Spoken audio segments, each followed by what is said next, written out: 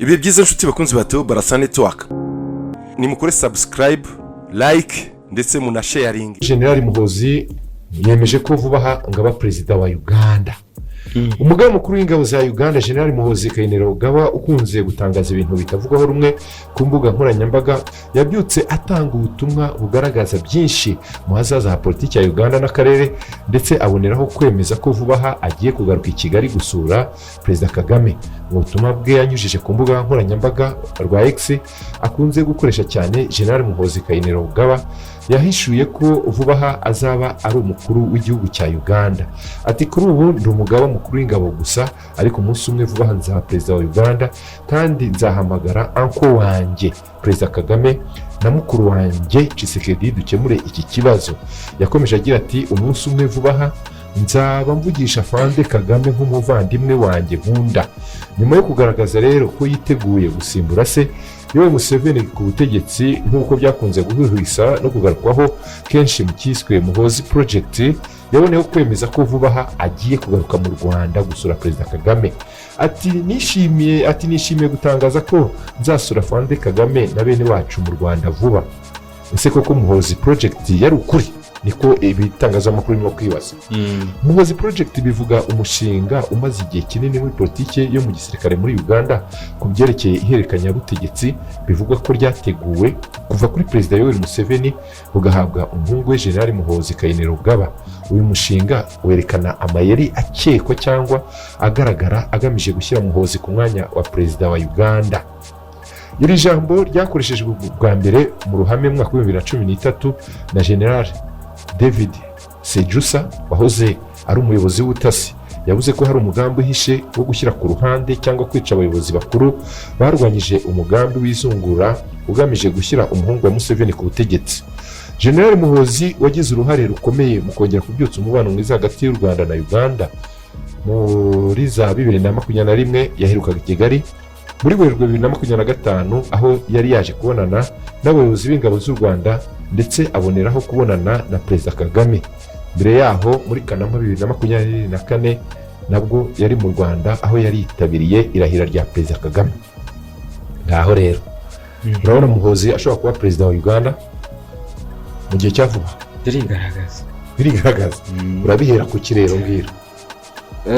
Muhozi ni umuhungu wa Perezida Yoweri Kaguta Museveni, ubu yaramaze no kumuzamura mu ntera aho yabaye umugaba mukuru w'ingabo za Uganda. Ariko mu buryo we arimo arigaragaza akina politiki, se yatangiye kumugaragaza, amuha urubuga, amuha umwanya wo kwigaragaza. Ariko Muhozi we yahisemo uburyo nakwita bwe bwo gukina politiki.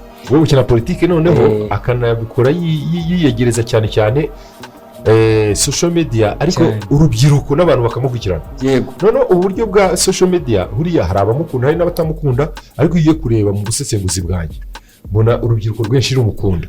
Hari abantu bakunda kuvuga ibintu yandika ngo usanga rimwe ngo bisekeje, ngo bimwe ngo atari kwiriye kuvugwa na Chief of Defense, umukuru w'igisirikare, ariko we abivuga afite abashaka kubwira cyane babikunda. Abana b'iki gihe cyangwa urubyiruko rw'iki gihe ntabwo rushaka ibintu byinshi bibatesha umutwe cyangwa bibasaba gutekereza ibintu byinshi. We yishyiraho biriya bintu abasetsa, ubundi akandika ibintu rimwe na rimwe abantu, ariko biriya we ni uburyo bwe. Oya, muri politiki hari uburyo bwinshi bwo gukina politiki kandi akunda kugaragara cyane. Buri kibazo cyose agira icyo kivuga. Buri buryo buri komike bwo gusetsa, kwisanisha n'abantu bakiri batoya, ugakoresha imvugo zigezweho, sizo zigaragaza imyifuzo wenda yabishoboka yabitanashoboka, mu buryo bwo gukomeza kurura attention, gutuma abantu bakomeza kugukurikira. Ese wa muntu koko aragira, ese ibyo yavuze birakorwa? Kuko hari n'ibyo avuga bigakorwa. Ejo nibwo twari turi kuvuga ngo yagize uruhare mu izahuka ry'umubano w'u Rwanda na Uganda cyane rwose. Yarabivuze. Ejo bundi ujya ubona ibyo akora. Ejo bundi uriya mudamu Among wabonye ukuntu yamugenje. None se wabikora gutyo uri umuntu usetse uvuga ngo ntabwo ufashe ntabwo ushima, ntabwo bishoboka. Ntabwo ari serious, ari ukuntu avuga ibintu muri comic bwo gusetsa, bwo gutebya abantu bakabifata nkaho bitari serious, kandi bikarangira bibaye. Rero ko ubundi Muhoozi iyo ugiye kureba ashobora kuzasimbura, nanjye ko mbibona ashobora kuzasimbura se Yoweri Museveni ku butegetsi kubera imbaraga afite. Ikintu cya mbere kubera imbaraga afite mu gisirikare, ubu ni umugaba mukuru w'ingabo, kuri akuntu kwari kumwongerera Chief of Defense Forces. Urumva aho ngaho arakomeye. Imiyoborere y'igihugu ishingiye ku mutekano arayizi, arayimetiriza. No kuba amaze igihe yubakirwa, urumva izina yubakirwa izina, ubundi agomba agira uruhare rwa politike, akigenda yiyegereje abamushyigikiye n'abashyigikiye se. Urumva muri Uganda hari icyo bita MK movement, urayizi? Bamenyekanye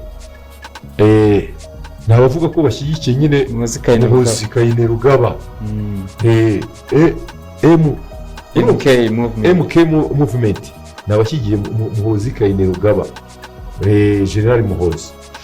Hakaba hari n'abavuga ko ari gahunda yateguye igihe kirekire twavugaga ya Muhoozi project yo guhererekanya ubutegetsi hariya mu muryango umwe. N'ibinyamakuru nka BBC biherutse kubigarukaho. Noneho wajya kureba impamvu zikomeye zishyigikira ko Muhoozi yayobora iki gihugu cyangwa ibitangazwa n'abantu batandukanye. Nabivugaga mu kanya, afite ingufu mu gisirikare. Urumva mu nzego z'umutekano General Muhoozi yagiye ayobora ibice bikomeye by'igisirikare. Urumva harimo n'abashinzwe kurinda umukuru w'igihugu, Special Forces Command. Urumva ibintu bimuha ubushobozi bwo kugenzura inzego zikomeye z'igihugu. Urumva ibi byatangajwe n'ikinyamakuru BBC. Noneho ikindi nanone, nubwo yigeze kuvuga ko avuye mu gisirikare, uribuka ko bigeze kuvugwa, yego, yakomeje kugira uruhare runini mu buyobozi bwa gisirikare n'umutekano. Ibintu bimuha imbaraga zishobora gutuma ahabwa ubutegetsi n'inzego z'umutekano nk'uko yagiye we abigarukaho. Urumva ikindi nanone, ubufasha akura kuri se. Ise hari umufasha, ise ari we Perezida Yoweri Museveni, akunze kugaragaza ko amushyigikiye kandi yizera ubushobozi bwe mu miyoborere ya gisirikare n'umutekano. Ibi byigeze yagiye abigaragaza ise. Urumva ikindi afashwa n'amashyaka. Hari ihuriro ry'ishyaka bise Patriotic League of Uganda, ririya baherutse guhamagazamo Gashumba. Bibuka Gashumba wavuze ngo abanyarwanda ngo nibakomeza guhohoterwa ngo bashobora gushinga Uganda hazabuka M23. Uramwibuka bivuga? Uyu mugabo niwe wamuhamagaje. Urumva bafite ihuriro ryabo ryiswe Patriotic League of Uganda, PLU mu magambo ahinnye y'icyongereza. Iri ngero niryo rikusanya abamushyigikiye, ryagiye rikora gahunda yo gukusanya abamushyigikiye, bamufasha kwiyereka abaturage no kugaragaza ko ashobora kuba umuyobozi mwiza. Bakomeje kugenda bamutegura. Izi ni zimwe mu mpamvu zigaragaza uburyo, urumva, Muhoozi Kainerugaba ashobora kuzasimbura ise. Ejo bundi muri Patriotic League of Uganda yavuze ati, wowe Gashumba, ibintu watangaje ntabwo ari byo. Ushaka ko muri Uganda haba imvururu. Abanyarwanda, urabizi ko abanyarwanda bari mu bwoko bwemewe muri Uganda. Bakubwira ko bashobora kuba ari abanyarwanda. Yes, bashobora kuba ari abakane. Kuko buriya hari abanyarwanda, abantu babyumve neza, hari abanyarwanda bahunze birukanwe mu Rwanda, barahunga muri za 59, abandi bagenda muri za 73. Hari n'abandi bagiye muri za Uganda kera, hari n'abari baragiyeyo mbere ya 59. Nibyo nikubwira mu gihe cy'abakoloni, abandi bajyanye n'abakoloni, abandi baragiye bahunga ngo ibyo bitaga za shiku n'ibiki byose, bakavukira bagakomeza umuco wabo wa Kinyarwanda, bagahita bagumayo, bagafata amasambu, bakashyingirana, bakarongorana, bamwe barungwa n'abanyarwanda iki byose. Abo bakomeje imico yabo. Abo banyarwanda rero bafite ihuriro ryabo. Abo ngabo barabavuga ati, kugeza kuri uno munota hari bumwe mu burenganzira abanya-Uganda bagira bo batabona, nibo bahora barikarama bavuga bati kuki twebwe tutabona uburenganzira nk'ubw'abanya-Uganda bandi bo mu yandi moko. Bamwe ntibabona n'amapasiporo, bariyeranje wenda bakaba bafite nk'akarangamuntu ka Uganda ariko hari aho bitarenga. Bamwe barazamutse bagera no mu myanya ikomeye mu gihugu cya Uganda, ariko hari bamwe batabona ibyo ngibyo.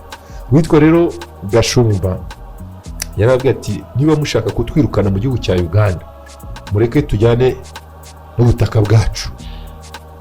Hahita hafuka M23 muri Uganda. Ibi rero byatesheje umutwe General Muhoozi, avuga ati ariko ngiye kubikemura. Baramuhamagaza, urumva, gusa baracyaganira ntibarasohora neza imyanzuro yafatiwe mu byo baganira na Gashumba. Usibye ko Gashumba yacishije make, muri iyi minsi yacishije make. Biragaragara ko uburyo bamutegura, uburyo bamuha umwanya, uburyo ibibazo bamwemerera kubyinjiramo byagakwiye kwinjirwamo na za minisiteri mpuzamahanga, ugasanga birimo kubikoramo. Urumva ibibazo nk'ibi ngibi bireba ibihugu bitandukanye, ubundi wagakwiye kubonamo minisiteri mpuzamahanga ishinzwe ubutwererane, hakazamo na perezida, ariko guhita ubonamo umugaba w'umukuru w'ingabo ari uri kubikoramo.